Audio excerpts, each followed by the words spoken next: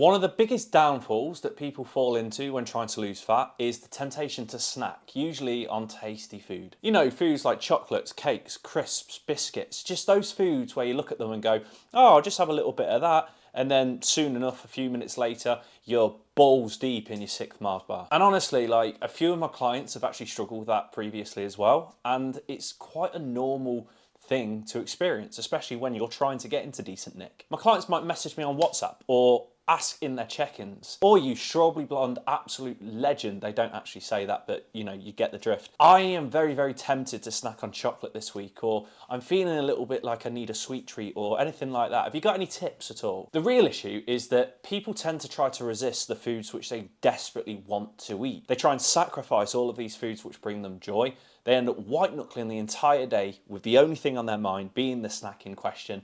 Then they get to night time, they eat the food, feel guilty, throw the whole fitness journey in the bin and say to themselves, fuck it, I'll just start again on Monday, even though it's Thursday at this point. That guilt, which then leads to restriction, which then leads to a binge cycle, is the real thing which fucks fat loss, not the snacking in and of itself. Snacking isn't the issue, chocolate isn't the issue, cakes aren't the issue, biscuits aren't the issue, the temptation to snack isn't the issue. Not planning for these snacks are the real issue. So instead of fighting cravings, all you need to do is build them into your plan or method of approach that you're currently trying to undertake in losing fat. Here's one really effective tip that I enjoy giving a lot of my clients. If there's a specific food that you've got in mind which you enjoy eating and you don't want to sacrifice from your diet, let's take a Mars bar as an example. At the start of the day, you are going to make it your sole target to make that Mars bar the first thing that you track. But whatever you do, don't eat it yet.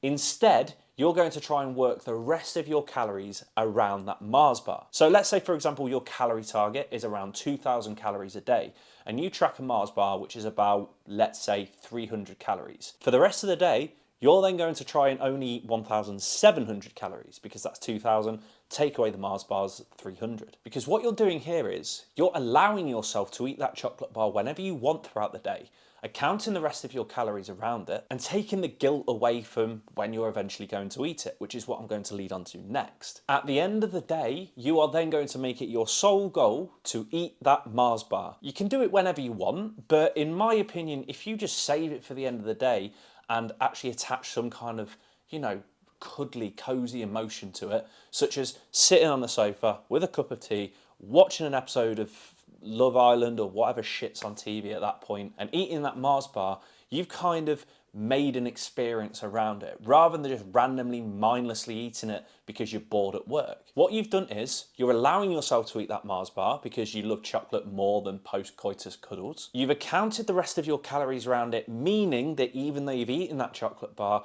you're still within your calorie target and therefore losing fat. And you're actually enjoying it as well, because you're not feeling guilty for eating it. It's not off plan, if you want to use that terminology.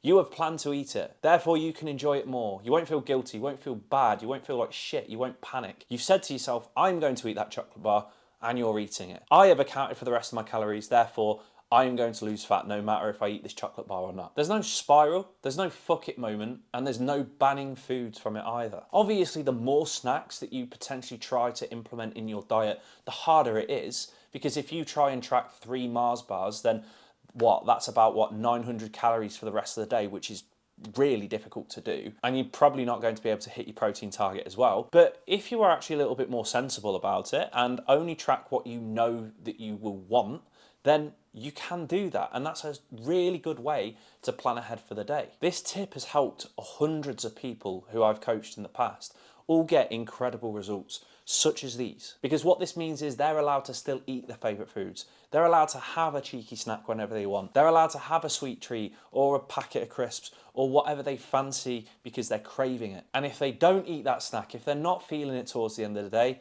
then you can either swap it for the equivalent calories or not eat it at all, thus putting you into more of a deficit and therefore making even more progress. It's a really lovely balancing act, and honestly, it works. Try it out and see how you get on. And if it works, happy days, because then you can start bragging to your mates how you've lost a kilogram in spite of the fact that you like deep throating bourbons at the end of the night. If you like this advice and want to catch some more, then make sure that you're either following my Instagram at k.p_health, subscribe to this channel so you can check out all future content as soon as it comes out. Like this video because it pushes this kind of content to more people like you who probably need similar advice. And as always, if you want some more in-depth personalized help on how you can help get the body and confidence that you've always desired without crying into a salad leaf every single day, without doing hours of cardio, and without banning any foods, then what I want you to do is follow the link in the description below, fill the form out, and I'll be in touch with you personally to see how exactly we can map out something